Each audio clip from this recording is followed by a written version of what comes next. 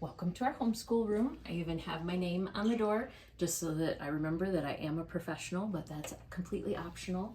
A homeschool room is completely optional, but this just helps us with our structure and a place to go, and we're kind of on a mission when we come into the schoolroom. This little gem is just PVC pipe and little ring fasteners like that, and we hole punched our charts, so it just makes the charts really accessible and easy to get at. And we have our whiteboard. Again, it's not necessary, but it is helpful a lot of times when we're teaching grammar or math. I also use little whiteboards, and you can find them at the dollar store at the beginning of the school year. Those are wonderful. We've got our calendar, and we even have our classroom pets. My son's birds live in here, for lack of a better place. Then at the back of the classroom, the older kids have their desks with their computer stations because they do their math on their own, and they also, the two oldest, have taken college classes and done dual enrollment for the last 2 years of their homeschool career. This is about all the curriculum that we have to homeschool 9 children, and I don't even use everything that's up there because you don't have to have a schoolroom, you don't have to have a lot of fancy curriculum to be able to homeschool. These busy bins right here have been really helpful to keep the preschool age kids busy while the older kids are doing school. We have kinetic stand, we have beads, we've got puzzles, we've got magnets, lots of fun stuff there. And then our big chart of the world is very helpful. We refer to that a lot. And one of the most important features of our schoolroom is a picture of mommy and daddy when we were in kindergarten, because that just helps the kids remember, hey, mom and dad were kids once too. We decided to homeschool before our first child was born, and our number one reason for choosing to homeschool was influence. If we boil it all down, it's not about public school versus any other kind of education. It was simply that we wanted to have the greatest influence in the lives of our children. And as our oldest is getting ready to head off to college at the end of the summer, and he's 18 now, and looking back over the years, I just did a rough estimate to kind of gauge whether or not we hit that goal of having the greatest influence in his life.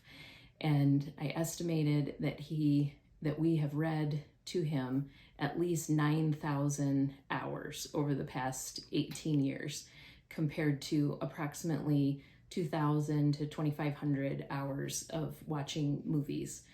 And so I thought all of that 9,000 plus hours of reading and talking and just discussing worldview and shaping that, we've had that great opportunity to be the greatest influencer in shaping his worldview, and we're very thankful for that opportunity.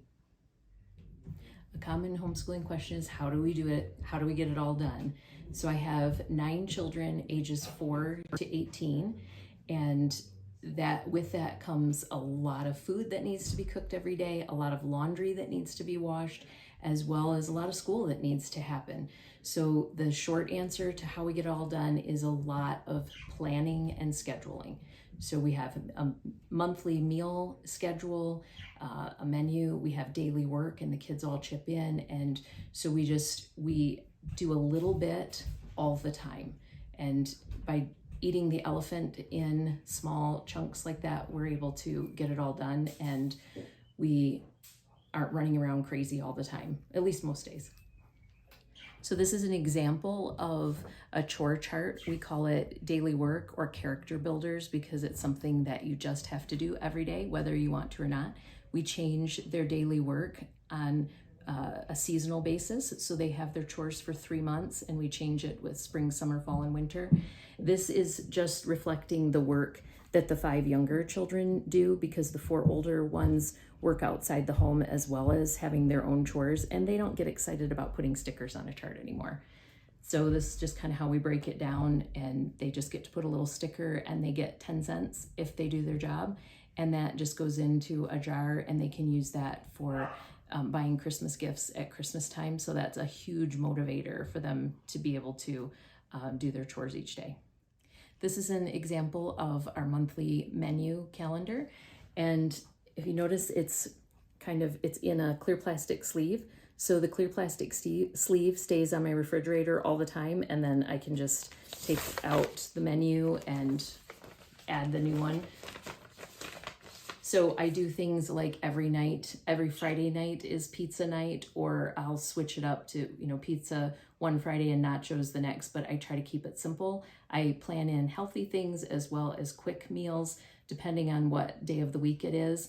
And I hate cooking, which is not a good thing when you have 9 children. So I just try to keep it as absolutely simple as possible. But this helps me to see, oh, I've got 3 meals this month that are going to require cooked chicken. So I'll get all that chicken that I need cooked up and I'll put that in the freezer, and then it's just ready to go. So this really has been a huge time saver. And then I always try to make double a casserole. So for example, if we're having chicken casserole one night, or if we're having lasagna, I make 2 or 3 of them. So I only have 1 meal prep for that, but then now I've got free food in the freezer. And that just is a great thing to always have to look forward to. So I fit in exercise just throughout the day. Our schoolroom is downstairs, which means I'm up and down the stairs a lot. And our laundry room is also down here. So I just try to do extra sets of stairs as I'm coming down to the schoolroom or doing laundry. I take the kids to the park and we walk, and just trying to fit it into the regular flow of the day. Because if I try to get up early and exercise before school, my kids are not going to get a very good version of me, because then I'm sleep deprived. Homeschooling various ages and multiple children can be challenging and even overwhelming.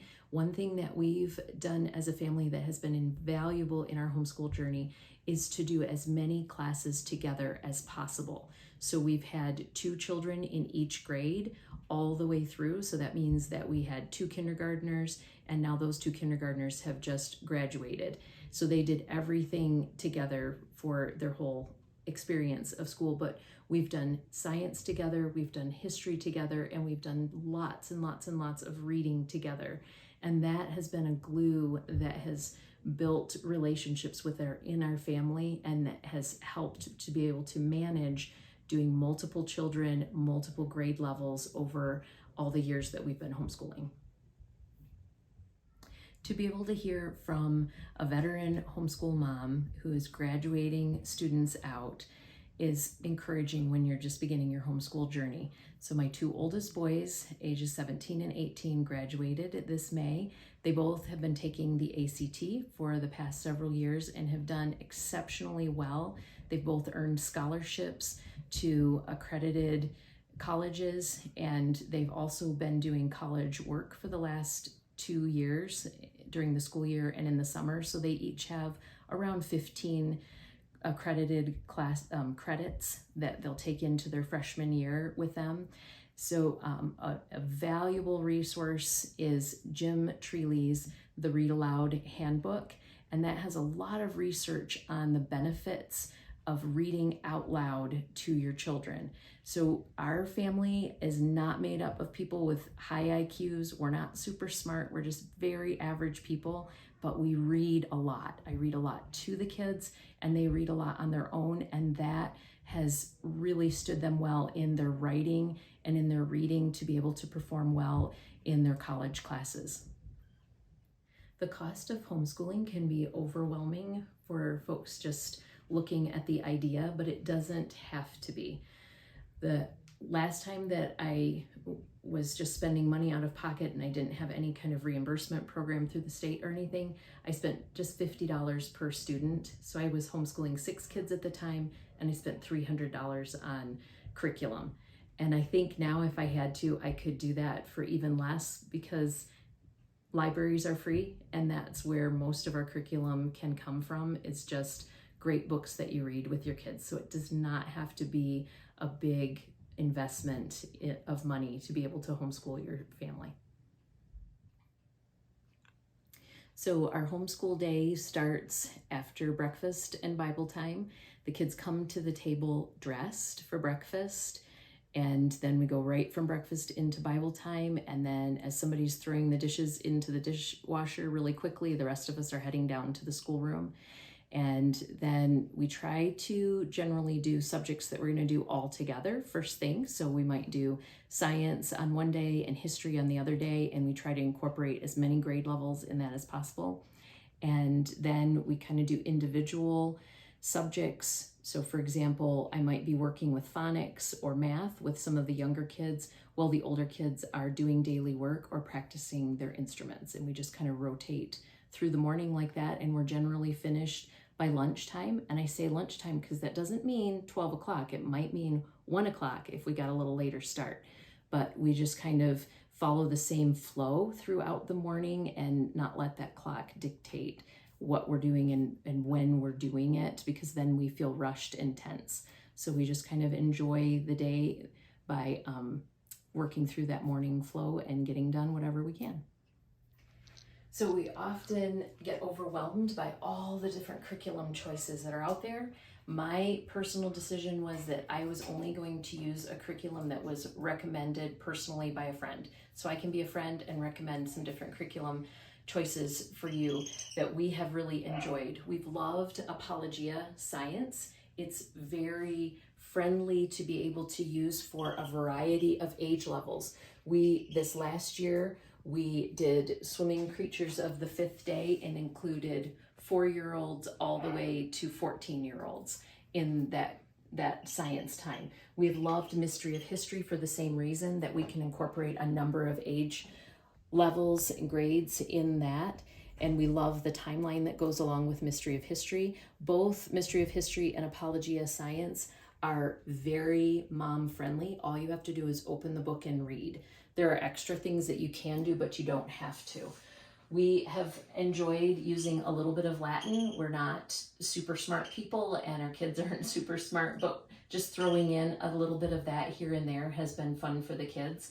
And we really enjoy Aveka as just a solid grammar program if you're looking for something that's just going to teach the 8 parts of speech and have lots of review and drill. We hit on a magical idea to use the same workbook for 2 years, so thereby cutting the cost of it in half. So this past year, we did all the odd numbers for each exercise, and then next year we're going to do all the even numbers. So that's worked out really well and has helped with the cost as well. For math, we have used Bob Jones Press for our math. And one thing that I found to be really helpful is that starting in grade 1, they have what's called the review textbook. So it doesn't have the how-to explanations, but generally for 1st and 2nd grade, you don't need that. So this is a lot cheaper than the regular textbook. It doesn't have all the pictures and the color, but it's nice to be able to just hole punch it and put it into a notebook. So the grade 2 review is actually what my 2nd grader used this last year for his math. For the upper level maths, we use teaching textbooks, which has been a huge lifesaver because I felt like I could either teach and grade grammar or I could teach and grade math for, at the time, 7 children, but I couldn't do both. And teaching textbooks has really helped with that. So this is our formal curriculum, but this supports our real curriculum, which I would say that our real curriculum this is a sampling of it down here, which is the books that we read together. My 2 oldest sons are graduating, have graduated now and are heading off to college. And they would say that these 2 books right here by Patricia Polacco were their introduction to United States history and world history. And reading rich picture storybooks to the children when they're younger provides a great foundation to building on heavier topics like Roll of Thunder, Hear My Cry is a fantastic book about American history, and it's rich with so many different things. So we have really built our homeschooling curriculum off of the books that we read. Now that doesn't mean that we do lots of projects and fun, cute crafts and all kinds of stuff and literature units. We don't do that. We just read the books and we talk about them and we all grow.